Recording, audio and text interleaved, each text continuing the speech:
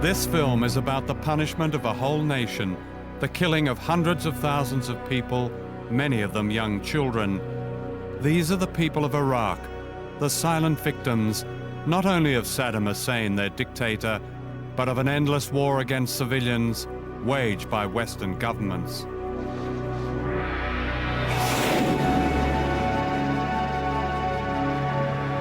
I have said to the people of Iraq that our quarrel was not with them, but instead with their leadership, and above all with Saddam Hussein. You, the people of Iraq, are not our enemy. We do not seek your destruction. Our foreign policy must have an ethical dimension and must support the demands of other peoples for the democratic rights on which we insist for ourselves.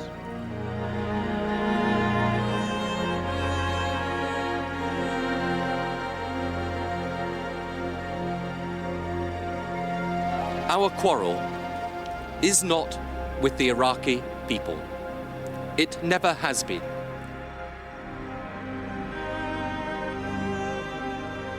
What the crime the Iraqi children were done to receive this punishment?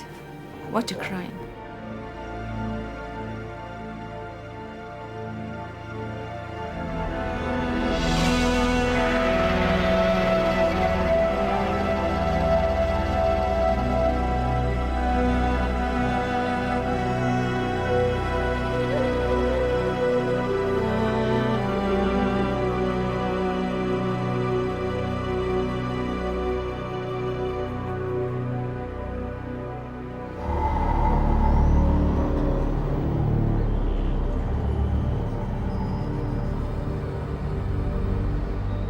On August 2nd, 1990, after a dispute over shared oil fields, Iraq invaded Kuwait. 4 days later, the United Nations Security Council imposed economic sanctions, the most comprehensive in modern history. Almost everything was denied the people of Iraq, including, for the first 8 months, food and medicine.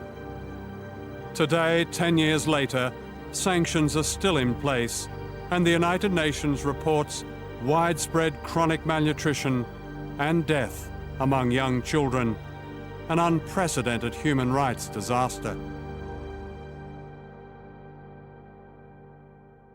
What happens when modern civilized life is taken away? Imagine all the things we take for granted are suddenly not available or severely limited.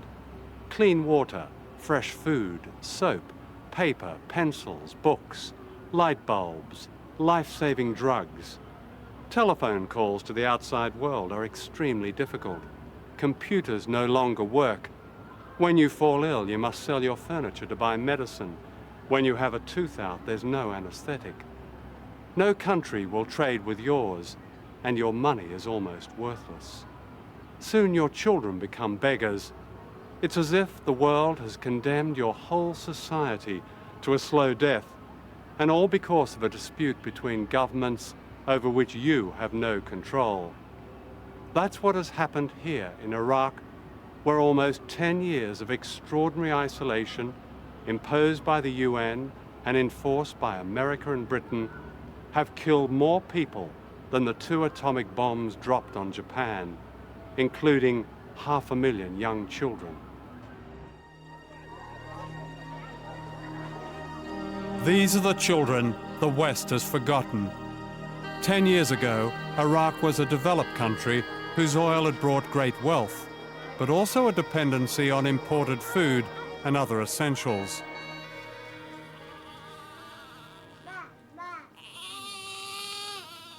Today, the death rate of children under 5 is over 4,000 every month. That's 4,000 more than would have died before sanctions. This is a typical hospital ward, which sanctions have denied basic equipment and the kind of life-saving drugs available in any British hospital.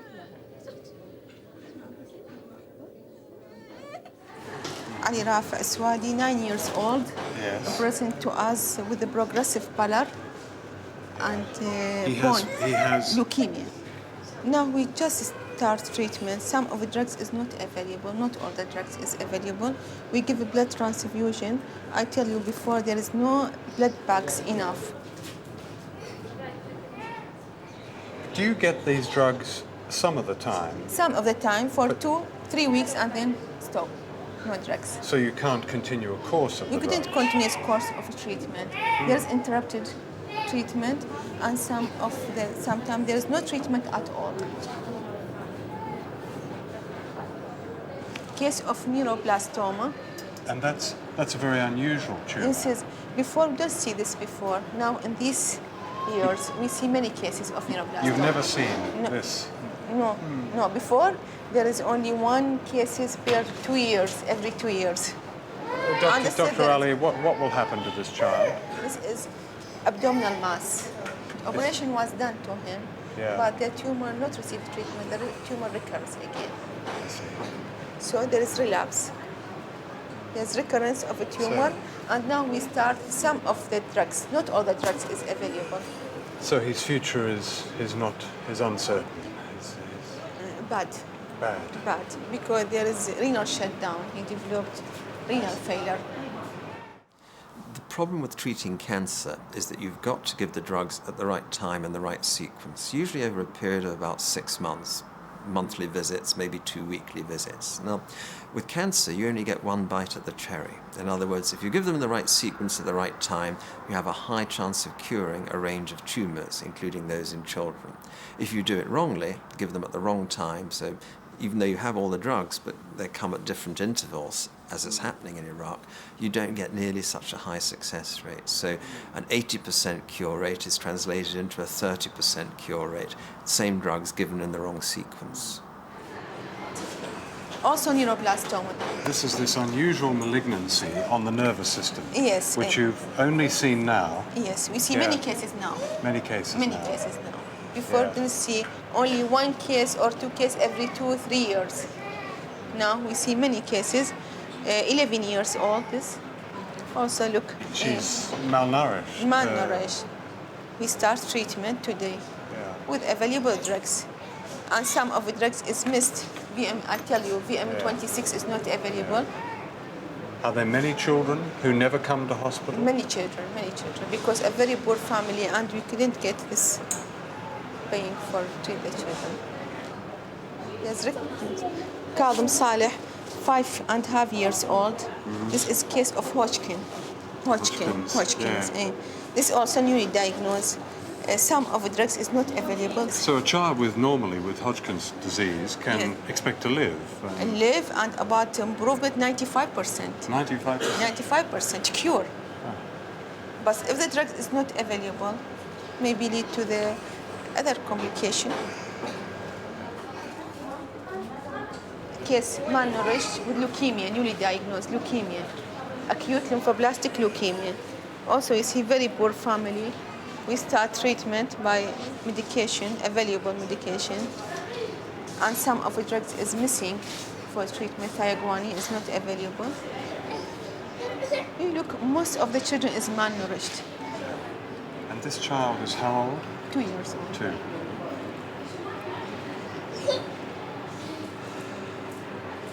We've just been around this ward. All these children have a very, very uncertain future. How do you feel about that as a doctor? I am very sad, but all of the children look like our daughter or my son. And when you see my son in front of me dying, what happened to you?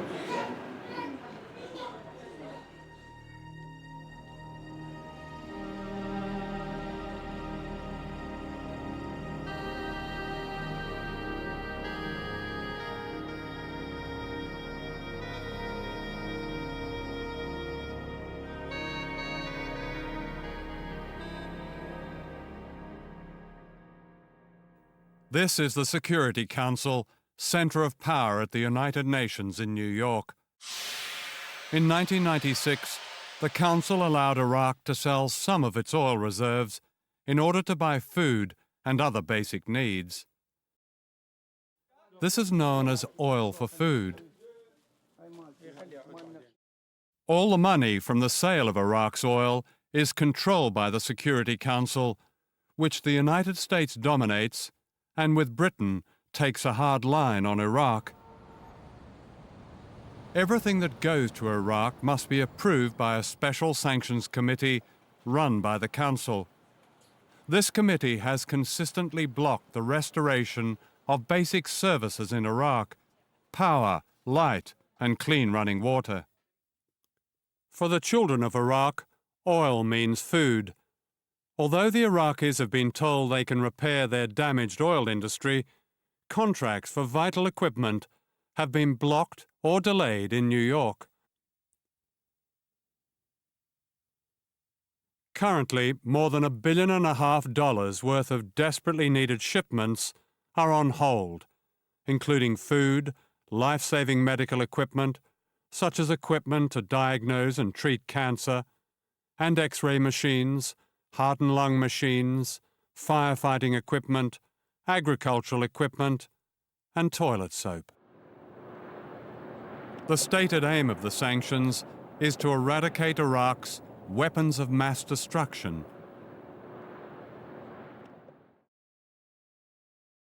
Just before last Christmas, the Department of Trade and Industry in London blocked a shipment of vaccines intended to protect Iraqi children against yellow fever and diphtheria.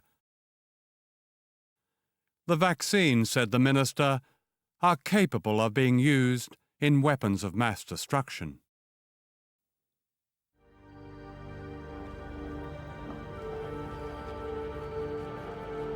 This is Dennis Halliday, former Assistant Secretary General of the United Nations, the man in charge of the humanitarian operation in Iraq. In 1998, he resigned, accusing the West of destroying a whole society. We took him on his first trip back. In the cancer clinic of this hospital in Baghdad, he had a remarkable reunion with a young girl whose life he helped to save. John, this is Safa Majid and her father, who is Majid Ali. Safa I met 2 years ago in this hospital when she was in very poor condition of leukemia. And one cannot deal with thousands, but one can deal with 1 or 2 or 3 or 4 children. And I was able, with the help of the World Health Organization, to bring in drugs, although be it illegally, from overseas. Enough for 2 years of treatment for this little girl. And today she looks wonderful and beautiful, and she has only now treatment once every month. So I think she's almost cured of leukemia. She was one of 4, wasn't she? One of 4. Tell me about the others. Well, within the first 5 weeks of meeting these 4 children, 2 died simply for lack of medications, or it was too late, in fact, to save their lives. And there were 2 little girls, including Safa, who have survived. Why did they die? They died because they had sophisticated problems which the medications were not available. And when you set out to help these children, you were the United Nations representative here. That's right. And to do it, what you're saying is you had to act illegally. I had to breach my own economic sanctions, so to speak, established by the Security Council, as we know, led by Washington and by London.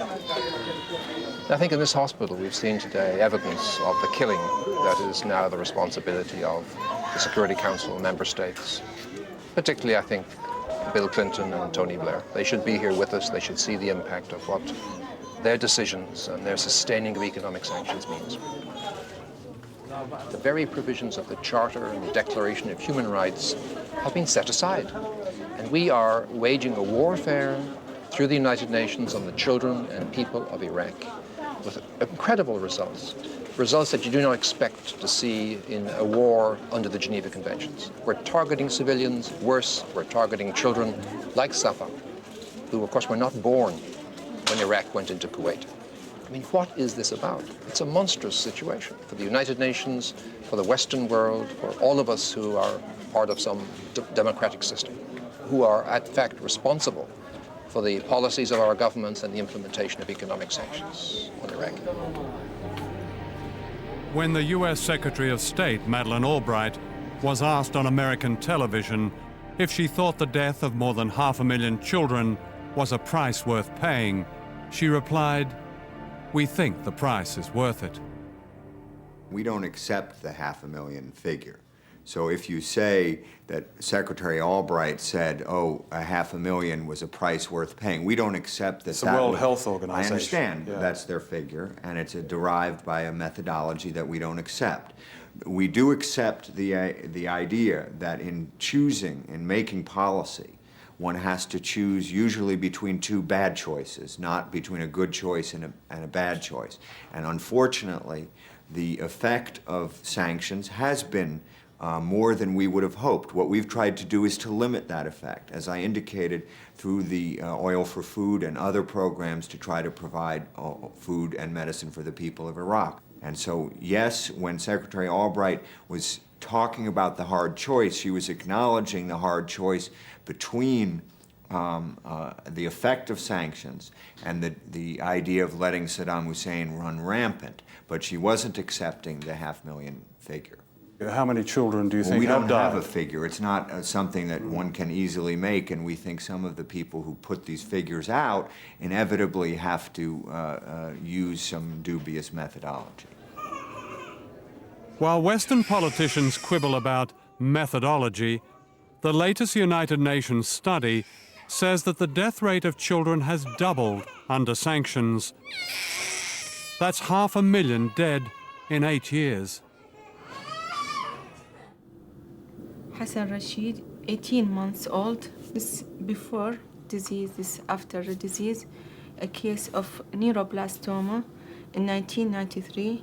The child died also because there's no drugs at all. Ali Assad. This is also a case of Hodgkin disease in 1998. He finished treatment. Some of the drugs brings by the family, and he is cured now. So if you are rich, it's likely you live, and if you are poor, This die. If the drugs is not available in hospitals, and the family is very poor, the child, he will die soon or later. I thought that. how do you cope with this work? Very hardly. I ask that because I saw you in the corridor there. You'd broken into tears. Yes. Everything is devastating to us. It's frustrating me because I face many problems and I couldn't do anything. What happened in the future? All these children is generation of the future.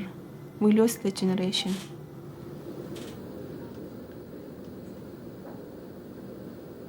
I want to tell you some things. What the crime the Iraqi children were done to receive this punishment? What crime? What a crime. In Baghdad, what foreigners don't see are well-stocked clinics where Saddam Hussein and his rich cronies get first-class treatment, an indication that sanctions have not hurt them in the slightest.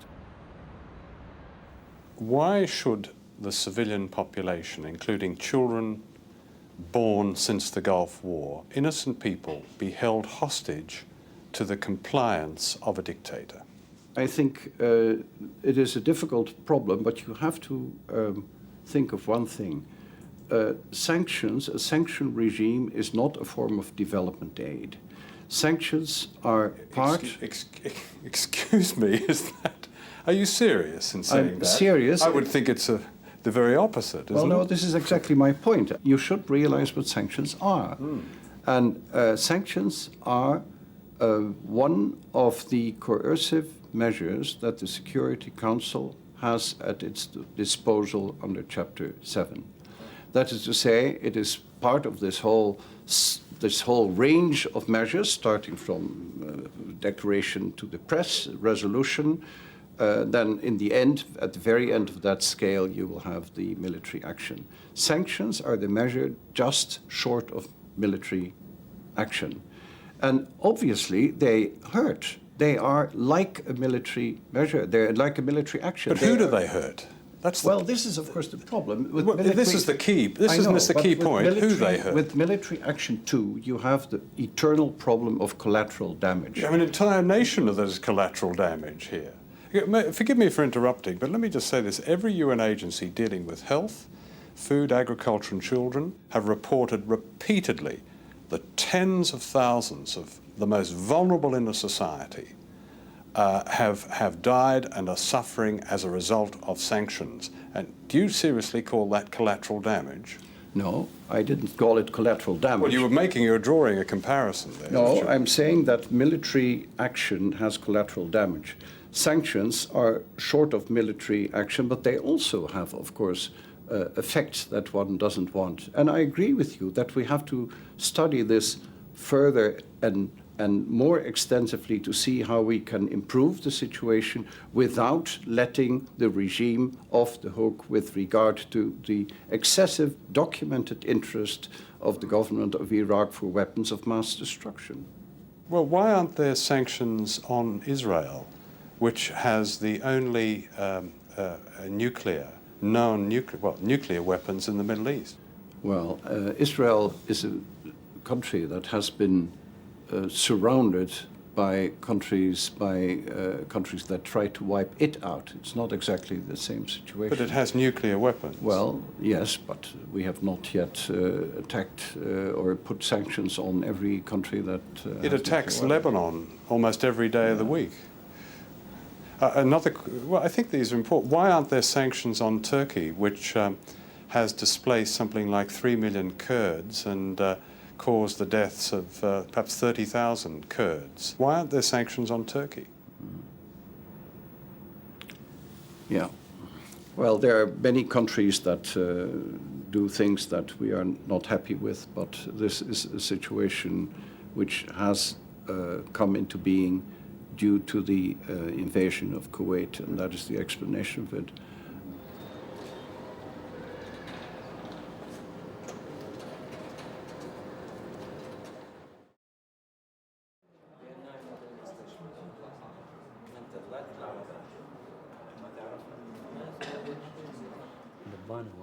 This is Dr. Jawad Al-Ali, a cancer specialist and member of Britain's Royal College of Physicians.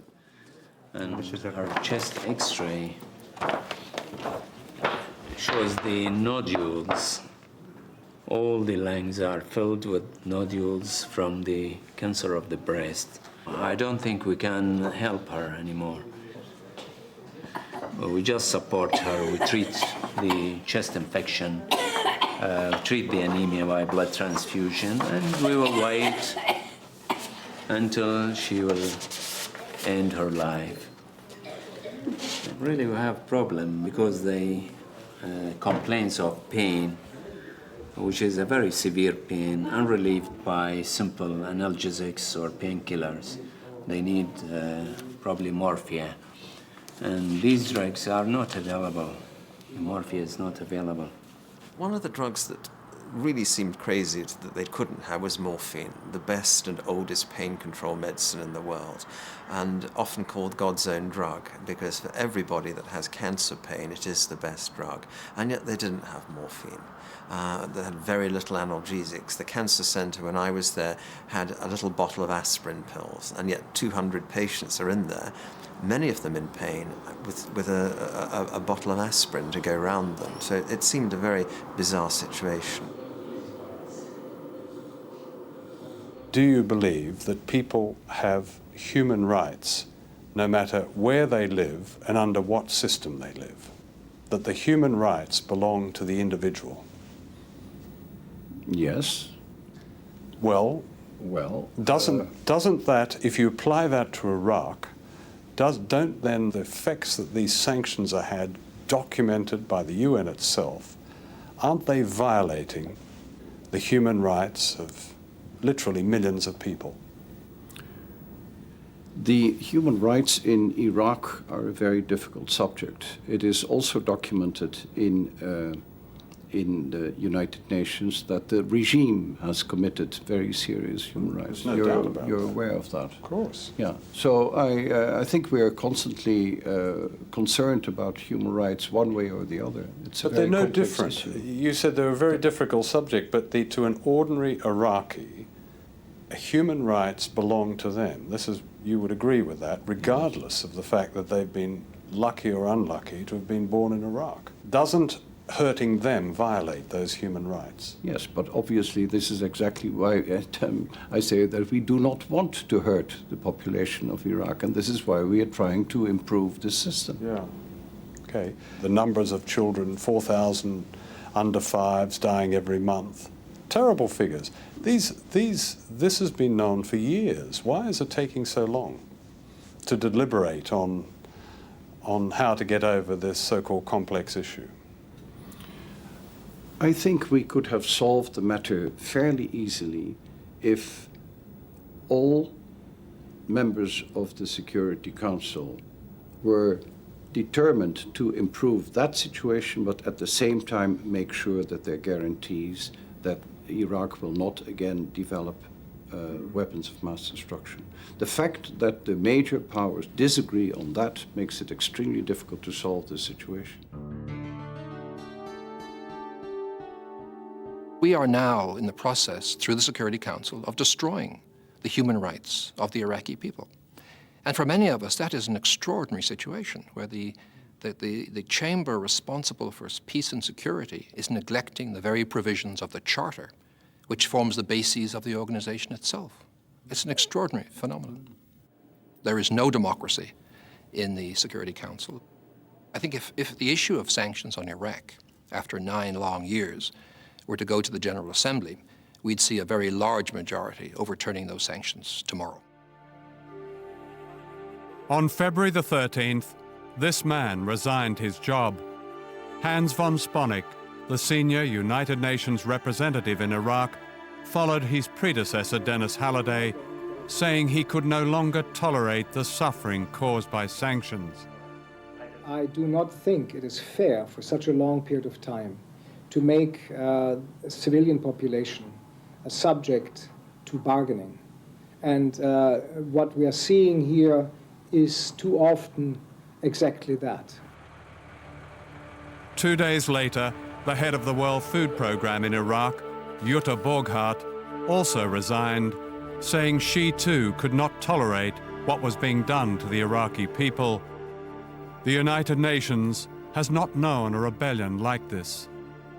It is neither in the interest of the future of Iraq, nor is it in the interest of a stable region, nor is it in the interest of a more harmonious global community that a country like Iraq should be allowed to go into yet another year of this kind of deprivation. And this discussion about how Iraq should behave or not should not be carried out on the back of the civilian population.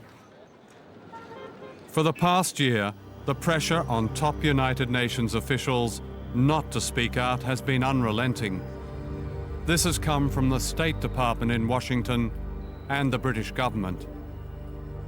We believe the chief humanitarian coordinator in Iraq's job is not to second-guess the Security Council's decisions about international peace and security, which is what the Security Council is charged with, making decisions about what would be more dangerous for the world. And we believe the world would be more dangerous if some of the humanitarian UN officials' views were accepted by the Security Council. They have a job there to administer a program. I think it's a signal that somehow what I've been saying and the fact that the charge I've made of genocide, for example, against the UK, is getting close to the truth. And there's an uncomfortable feeling, I think, in Washington and London that what many of us have been saying, and members of Parliament have been saying, for example, they know that we are correct. They know that the history books are going to write this thing in such a way that the Security Council, the United Nations, Washington and London both are going to be slaughtered, in my view.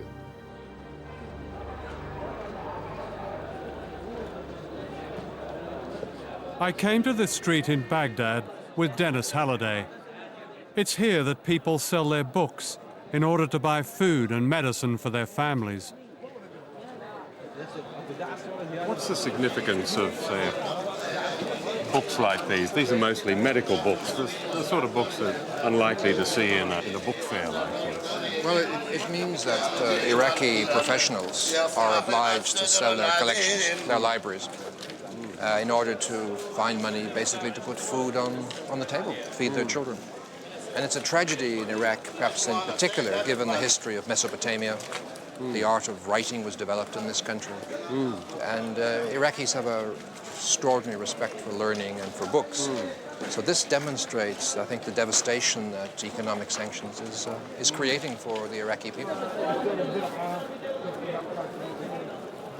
You've seen a breakdown in the quality of life, of course, but also the interaction of people. Men have walked away from their family responsibilities because they're unemployed, they have no income, they just can't face the reality. You see children being taken out of school to put on the streets to beg or go into petty crime. There's a breakdown in violent crime has become a new phenomenon. You find corruption in Iraq, which you did not find before. You go to people, they're looking for money, they're ready to humiliate themselves for some money, which would never have happened in the past. So you've got this crumbling of standards and a lack of access to travel, to technology, to education, to books, to all the good things that we all want in life. So it's slowly dragging down, sort of a downward spiral, I would say, of life and all of its various facets. And this downward spiral is felt mostly by children. At this school, we were overwhelmed by the stench of raw sewage in the playground. Since water and sewage treatment facilities were bombed, few repairs have been possible because spare parts are routinely delayed by the Sanctions Committee in New York. In education, for example, it's a pitiful picture that presents itself here. We have a situation which was described to me today by a receptive person as a young generation that is in the refrigerator, waiting until better times come. I went this morning to 4 primary schools in Saddam City. What you see there is absolutely making you aware that the Oil for Food program is inadequate. These children have no desks. When the sewage comes in, they have to sit on bricks. Many of them suffer from dysentery. There's been a 125% increase in children seeking professional help for mental health problems. From the information that we have available, about 1 in 2 schools in the country is in the situation that you see around here. Homes have been sort of virtually denuded of the very basic stimulation materials or play materials because most families, in order to cope with the present situation, have sold everything except the bare essentials they need to keep it going. We have a whole generation of children who've grown up this country in a total sense of isolation. So it's this combination of isolation, the dependency syndrome, the lack of opportunities to develop a sense of self-reliance, and the lack of any sense of hope in the future.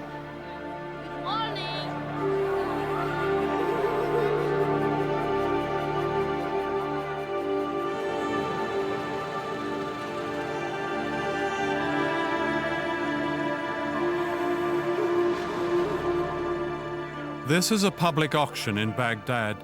These are commonplace now as people sell off their most intimate possessions in order to buy food and medicine. As we filmed here, prying into people's despair, we were treated with extraordinary courtesy. A United Nations report estimates that Iraq's electricity supply would increase by 50% if sanctions were lifted. People have no choice but to use crude paraffin heaters like these for cooking. They often explode.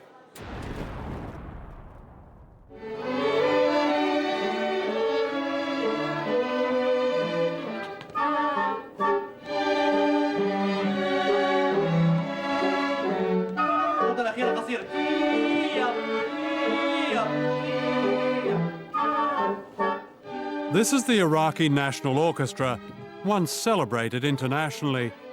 They sound a bit tinny now. The violins need new strings, the clarinets new reeds. These and sheet music are now almost impossible to import.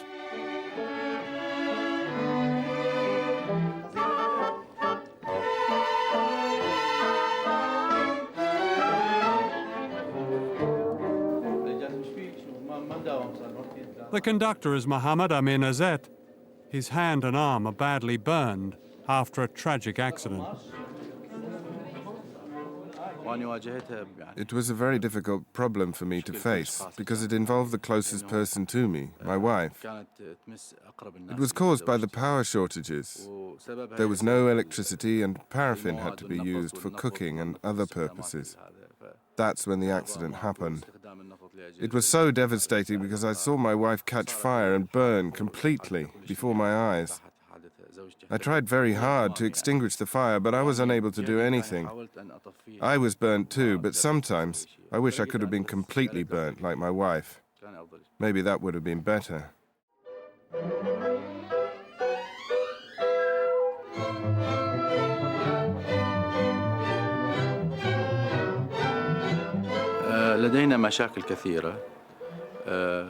We have many problems. The main problem has to do with the musical instruments. They're very old, and to repair them is very difficult. We can't import them. We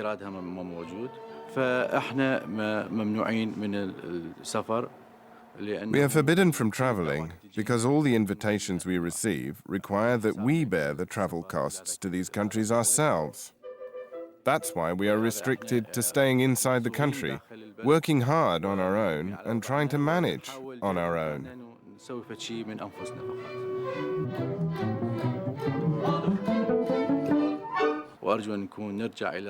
And I hope that we return to the world arena, to see and be seen by the world, and to exchange our cultures and to develop. God willing, we will. Our hope is great.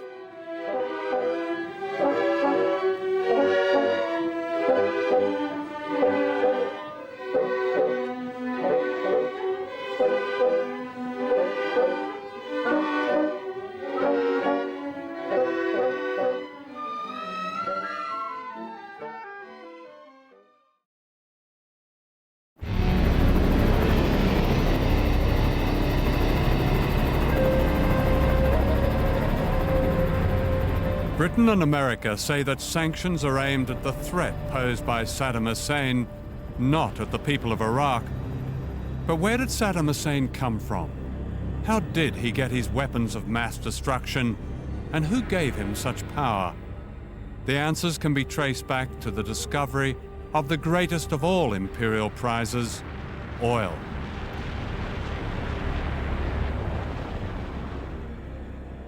In 1921, the British created yet another desert monarchy, installing a compliant king, Faisal, in Baghdad. Iraq was granted a nominal independence, with real power remaining in London, so that oil and the profits of oil continued to flow to the west. In 1958, a nationalist government swept to power in Iraq, and Washington immediately stepped in. Within 5 years, the Iraqi government was overthrown with help from the Central Intelligence Agency. It was, said the CIA, a great victory. The new regime was dominated by the Ba'ath Party, which by 1979 produced a leader the West could do business with, Saddam Hussein. He was a son of a bitch, said a CIA official, but he was our son of a bitch. I don't think there were ever any illusions about Saddam Hussein. I mean, we knew from early on that this was a man who had achieved supreme power in Iraq by personally pulling out a revolver and shooting his predecessor at a cabinet meeting.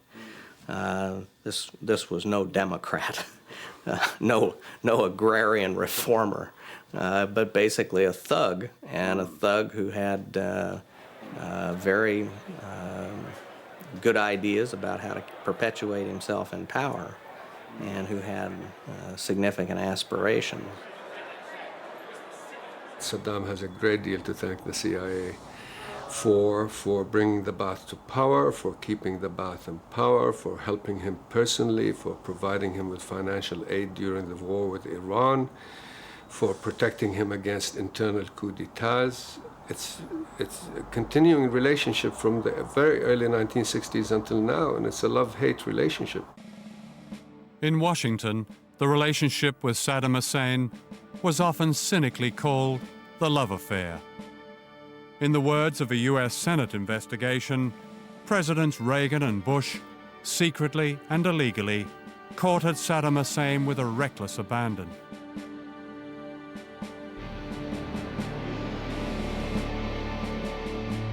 In Britain, the same love affair blossomed between the Thatcher government and Saddam Hussein. We've got an order for this one. Cabinet ministers lined up to pay their respects and offer him trade deals and loans, indeed almost everything he wanted. They sold him helicopters, they sold him ammunitions, they sold him electronics, they sold him anti-nuclear, biological and chemical warfare suits and boots. They sold him very important equipment.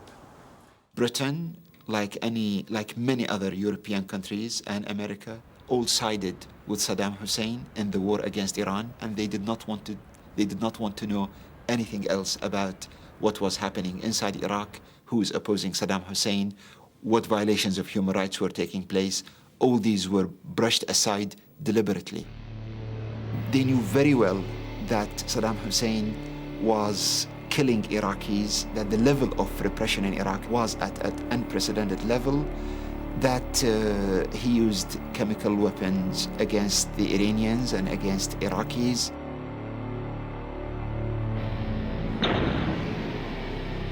The ingredients for Saddam Hussein's biological weapons often came from Britain and America, using anthrax made at Porton-Down laboratories and botulism developed at this company in Maryland, near Washington. It was because the West had sold Saddam Hussein the means of making so many weapons of mass destruction that when sanctions were imposed, the Security Council insisted he destroy them. One of those sent to do the job was Scott Ritter, a chief United Nations weapons inspector in Iraq. In 1991, Iraq had significant capability in the area of chemical weapons, biological weapons, nuclear weapons production capability, and long-range ballistic missile manufacturing capability. By 1998, the chemical weapons infrastructure had been completely dismantled or destroyed by UNSCOM or by Iraq in compliance with UNSCOM's mandate. The biological weapons program had been declared in its totality late in the game, but it was gone. All the major facilities eliminated. The nuclear weapons program, again, completely eliminated. The long-range ballistic missile program, completely eliminated. All that was left was the research and development and manufacturing capability for missiles with a range less than 150 kilometers, a permitted activity. Everything that we set out to destroy in 1991, the physical infrastructure had been eliminated. So if I had to quantify Iraq's threat in terms of weapons of mass destruction, the real threat is zero, none. What is your solution to those who say that, all right, he may not be a threat now, but he could be a threat again? Weapons inspectors must go back into Iraq and complete their mandate. Now that mandate should be reconfigured. The mandate was drawn up in terms of quantitative disarmament. Account for every nut, screw, bolt document that exists in Iraq. And so long as Iraq didn't account for that, they were not in compliance. Reformulate that mandate to qualitative disarmament. Does Iraq have a chemical weapons program today? No. Does Iraq have a long-range ballistic missiles program today? No. Nuclear? No. Biological? No. Is Iraq qualitatively disarmed? Yes. Get the inspectors in, certify that, then get on with monitoring Iraq to ensure they do not reconstitute any of this capability.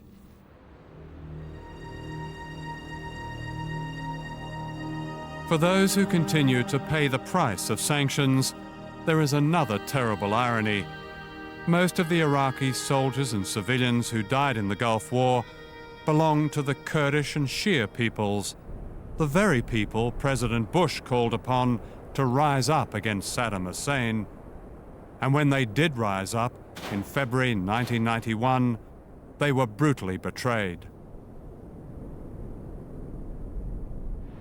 By March the 5th, 1991, Saddam Hussein's rule had collapsed across southern Iraq, and the popular uprising had spread here to Iraq's second city, Basra. A new start for the people of Iraq seemed close at hand. Then Saddam's old allies in Washington intervened in the nick of time. The opposition within the country, of course, listened to the West and rose against Saddam Hussein, only to be confronted by the United States in particular, helping Saddam Hussein against them. They actually stopped rebels who rose against him from reaching arms depots. They denied them shelter. They flew over his helicopters as his helicopters attacked them. They gave his Republican Guard safe passage through their lines to attack the rebels. They did everything except join the fight on his side.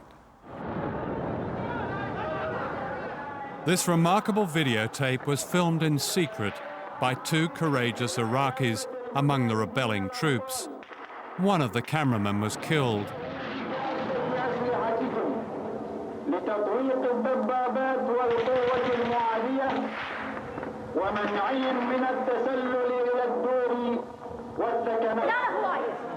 An advisor to President Bush said later, the United States could not allow the overthrow of Saddam Hussein without knowing that his replacement would support American policy.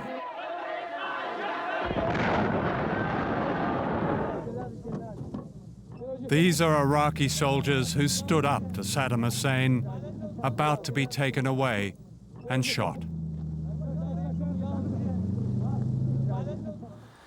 The United States and the United Kingdom said the sanctions will not be lifted unless this monster is gone, unless Saddam Hussein exits. And so they use each other to justify an evil act against the Iraqi people. They only stood up to Saddam Hussein when he's threatened their interests, because Saddam Hussein was our friend. This is the operative word. It is our friends versus our enemies. There is no point of principle here. There is no democracy to pursue. There are no human rights to protect. It is our friends and our interests. The main issue at stake is Iraq must not be ruined as a country, and the people of Iraq must not be killed on such a scale under the pretext of denying Saddam Hussein access to developing his weapons of mass destruction. The two issues are very different. Iraq is a country. Iraq is not Saddam Hussein.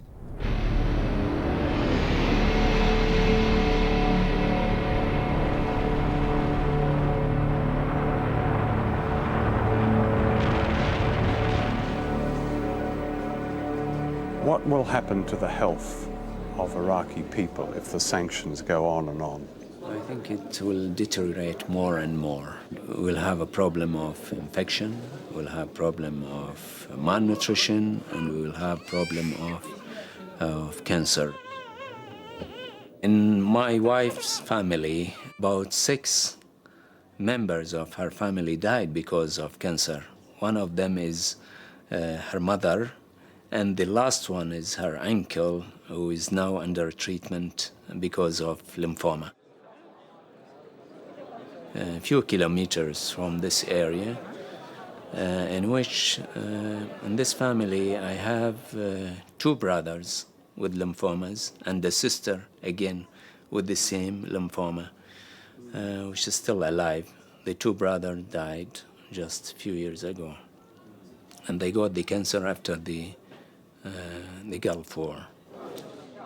We diagnosed about 5 patients who are doctors. 2 of them are male doctors, and we got 3 lady doctors with breast cancer They were resident here in this hospital. The chief medical officer of Basra, his son died because of acute leukemia. And another one in the Department of Preventive Medicine, Dr. Hisham, his son also died, and it was acute leukemia. And we were very sorry about these children. Just before the war, the Gulf War, we studied only 3 or 4 mortalities in a month. And now we are studying 30 or 35 patients dying in our department each month. From 3 or 4 to 30 a month? Yeah, that is 10 times the mortality rate increased. And we have 12 times increase in the mortality of cancer patients.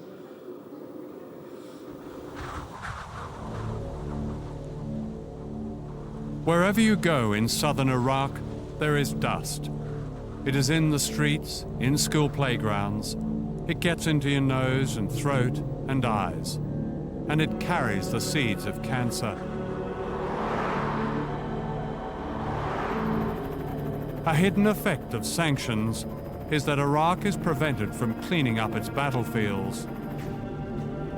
During the Gulf War, the United States and Britain fired shells covered in depleted uranium, a source of radiation used in nuclear weapons. Professor Doug Rockey is a former US Army health physicist who was assigned to clean up Kuwait in 1991 and himself became a victim. He has 5,000 times the recommended level of radiation in his body. It was throughout all Iraq, in Kuwait, and also with the munitions testing and preparation in Saudi Arabia. So it covers the entire region. The contamination was extensive. The casualties were grotesque. You have probably heard of the term crispy critter. For the individual that's in a vehicle when it's struck by depleted uranium munitions, if they survive, I mean, they have burns and shrapnel, it depends, are they in the vehicle. But the ones that died, they are just literally burned to a crisp. The effect depends on whether a person inhaled it, breathed it in, ingests it, got some of it eating it or drinking it with water or food, or if they got the uranium contamination into an open wound. If they did, then depending upon the amount that they had, what the possibilities are and what we're seeing now are respiratory problems, breathing problems, kidney problems, cancers. The Atomic Committee of Iraq estimated the people which are polluted to be 40 to 48% of the population which were living at that time in the city. And all these patients might have cancer in their life, might be after 1 year, 2 years, or 10 years, or 15 years later. So half the population? Half of the population have the might potential have of having yes, cancer. yes, that's right. Unless the environmental cleanup is totally completed and the medical care is provided, the effects are permanent and lasting forever and ever and ever. That's wrong. As doctors, we can't prove that depleted uranium is present in the body because we haven't got the equipment to detect uranium in the bone. And if we got these equipments, we might prove it. You do not deny medical equipment necessary for assessment and care in the name of trying to force the government out. There's no doubt about how bad Iraq is and Saddam Hussein. But at the same time, the women and the children have no control over what he does. The women and children can't change the government. The women and children are sick and dying, but they can't get medical supplies to provide simple medical care. That's wrong.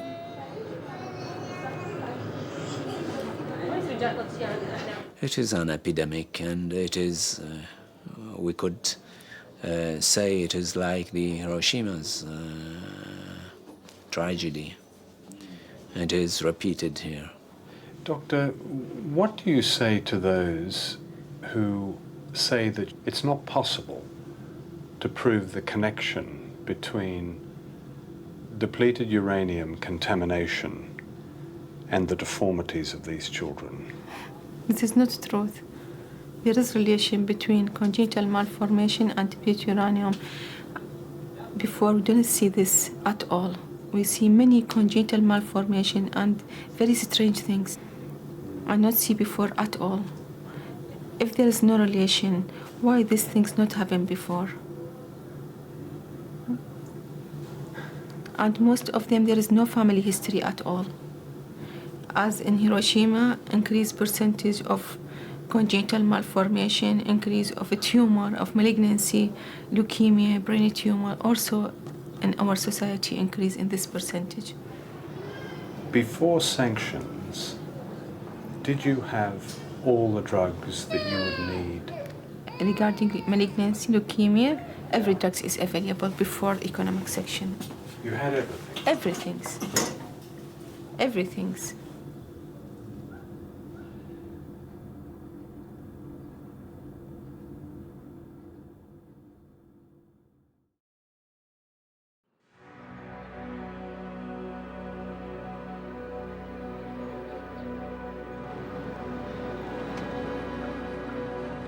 Why has the suffering of the Iraqi people been allowed to go on year after year? Is there another agenda? Smashing Iraq gives the United States greater control over the Middle East as the West expands across a vast new oil protectorate, stretching from the Persian Gulf to the former Soviet Union. Iraq may well be the blueprint for policing this new order with the weapons of sanctions and bombing.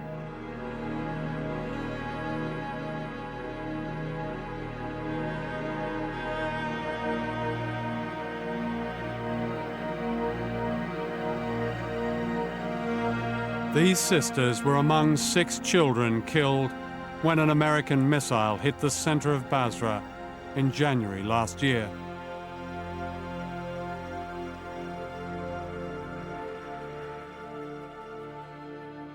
The sheer scale of the bombing of Iraq is a well-kept secret. Between May 1998 and January this year, the American Air Force and Navy flew 36,000 sorties over southern Iraq. That includes 24,000 combat missions.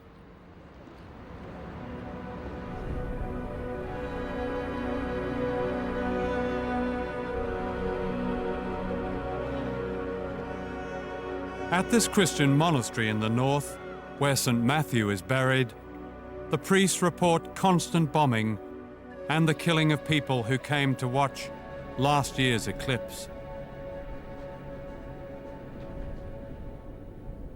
The Royal Air Force's bombing of Iraq for 1 year has cost the British taxpayer more than £60 million.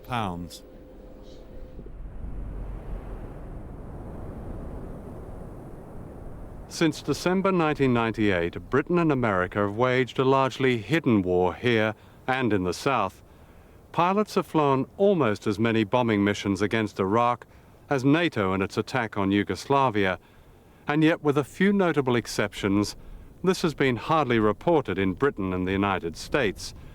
The bombing has no basis in law and has not been approved by the UN. British government ministers have repeatedly claimed that pilots attack only when threatened. Tony Blair told Parliament that the bombers were doing, and I quote, vital humanitarian tasks to protect the people.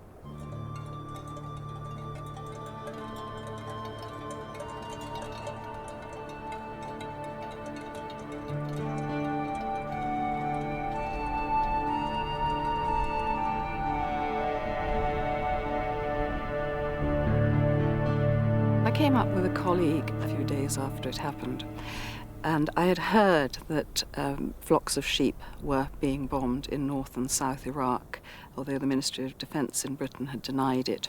So we came up to see whether it was true or not. And we found this whole area here covered with dead sheep, 2 sheepdogs, clearly blast damage, a large water tank full of what appeared to be bullet holes. And we were standing here in the stench of the sheep, and a car pulled up over there. It was a member of the extended family of the family who were killed. And he said that what had happened is it was a Friday, the Sabbath, and so the villagers had all come down, and about 40 to 50 of them were sort of sharing an early morning meal. And when they went back, they left the family of 6, the grandfather, the father, and 4 children. The eldest was 13, the youngest was called Sulman, and he was 6, to mind the sheep. When the villagers got back, they heard the plane, and they heard, and this is a very consistent story, they heard the bombs drop, and they came running down to see if they could help. And they then said that they searched from early morning until almost dusk to try and find the bodies to bury them within 12 hours in accordance with Islam. And by dusk, they'd found just pieces of bodies.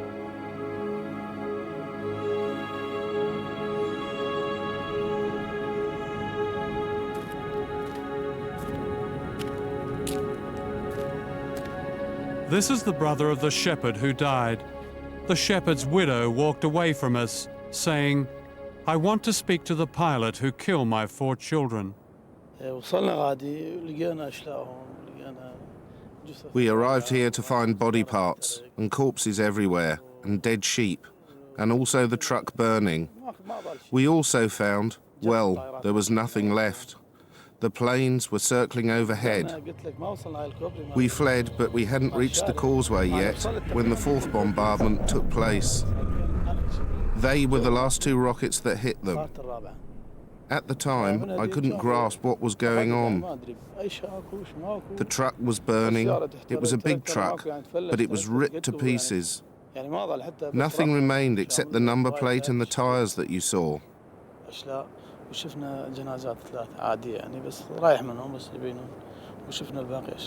We saw 3 corpses, but the rest were just body parts.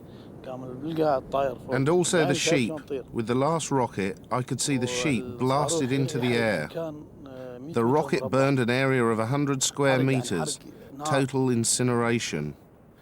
In the last bombardment, the planes were very low. We could see them with the naked eye. That's when it fired 2 rockets simultaneously. That deep crater near the road that you saw, and the one near it. That was the last bombardment. I personally witnessed it. Nobody told me or described it to me. As for sheep, I lost exactly 180 head, and there were 6 dead people. My father, who was 70 years old, my brother, who was 35 years old, also died, along with his 4 children. That's 6 people. One boy was a 15-year-old student. Another was 12 years old. His name was Mohammed. Matada was 11 years old. And Sultan, who was 5 or 6 years old. He hadn't been accepted into school yet. He told me, "Uncle, they'll accept me next year." God Almighty didn't let him do it. We belong to God, and to Him we shall return. I'm sick and in pain. Imagine in the morning or at dinner, in the evening, not finding 6 members of your household sitting next to you. It used to be crowded. I think I'll remember that for years. I don't cry only once every day, I cry 4 or 5 times. I get very emotional thinking about what happened. You can look around you, and as far as the eye can see, this is a totally isolated, desolate place, and it would have been visible as that from the air, very much so. But with the sheep are these small child shepherds and other members of the family. When I got back to London, I rang the Ministry of Defence and I said, "I've just come back from Mosul, and you are bombing sheep. And I wondered if you have a comment. And the official said to me, without missing a beat, we reserve the right to take robust action if threatened. And I said against sheep, and at that point I gave up. This is an internal United Nations report prepared by the UN Security Section.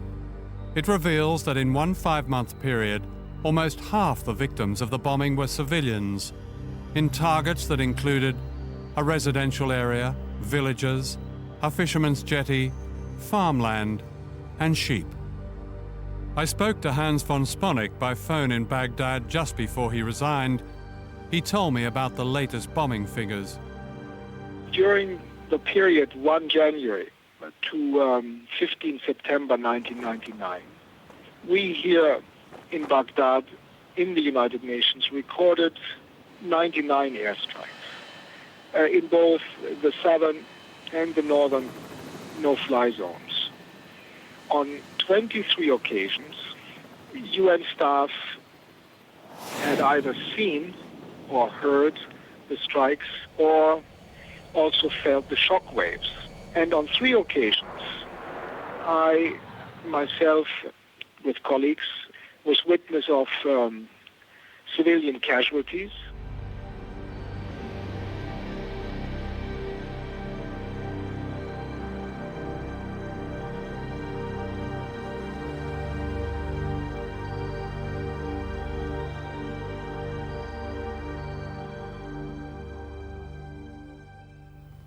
Why is it idealistic to suggest that those children should be allowed to live? And there's no question in the minds of, again I go back to it, senior United Nations officials who are administering the humanitarian relief there, that these children would live were the sanctions lifted. I can't accept their judgment for it. Our sense is that prior to sanctions, there were serious poverty and health problems in Iraq. So to suggest that when you wave the sanctions wand, that suddenly all the problems in Iraq go away is not true. Our hearts go out to the people who live in Iraq as much as anybody. But we have to make real decisions that have real consequences in the countries in the region, in dealing with the Kurdish problem, where Saddam Hussein has gassed the Kurds. This is a reality. It's a much, much more stark reality than the question of to what extent sanctions have harmed the people of Iraq. We have to weigh our profound sorrow at the tragic suffering of the people of Iraq against the national security challenge and that Saddam Hussein would pose to the world if he weren't checked by the sanctions regime and the containment policy. That's the policymaker's ultimate calculation. But the best prospect of us achieving a solution through diplomatic measures is to leave Saddam Hussein in no doubt about our resolve to win this struggle. The United States and Great Britain stand shoulder to shoulder in our assessment. We believe that the situation in Iraq is very grave. For 2 months, we requested an interview with the Foreign Secretary, Robin Cook, and were told he didn't want to appear in a film with dying babies. I wanted to ask Mr. Cook if he agreed with his American friend, Madeleine Albright, that the death of 500,000 children was a price worth paying for sanctions. I wanted to ask him why Iraqi children are denied vital medical supplies like vaccine, and why British and American bombs rain down on children. Only 2 people were unavailable to appear in this film, Saddam Hussein and Robin Cook. This raises an important issue.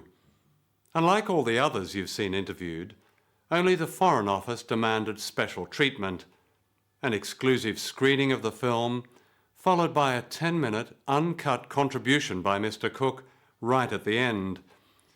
In other words, they wanted editorial control. Is that how accountability in a democracy works these days? What is the British government frightened of? What have they got to hide?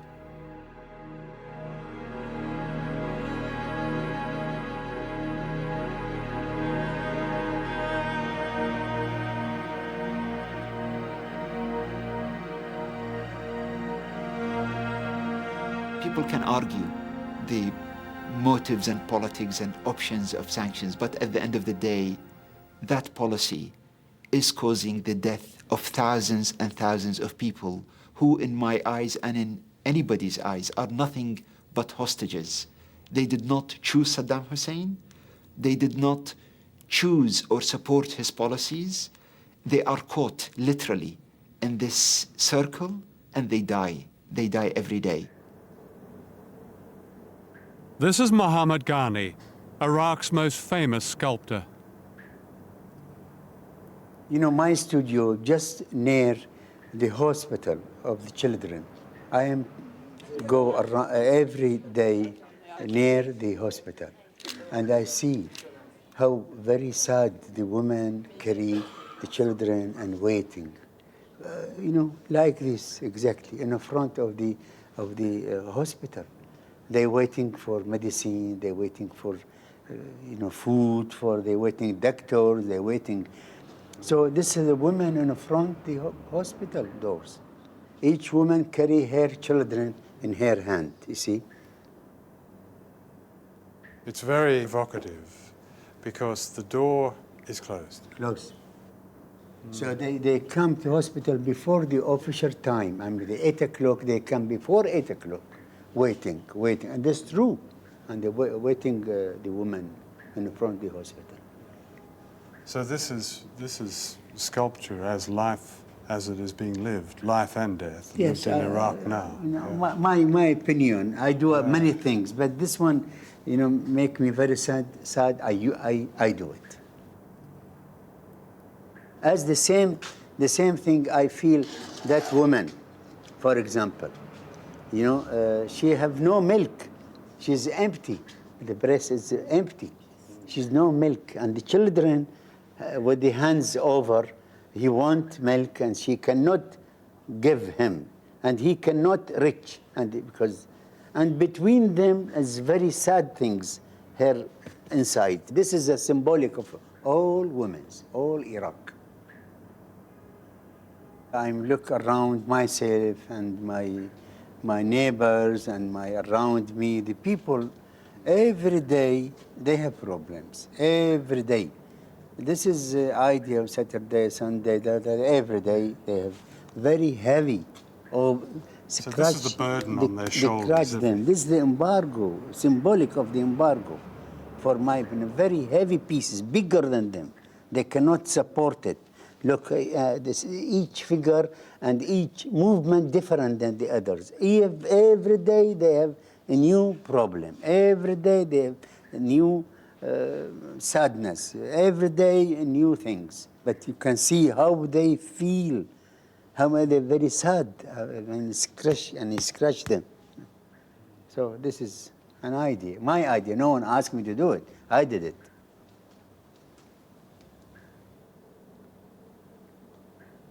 At the dawn of the new millennium, how is Western civilization to be judged?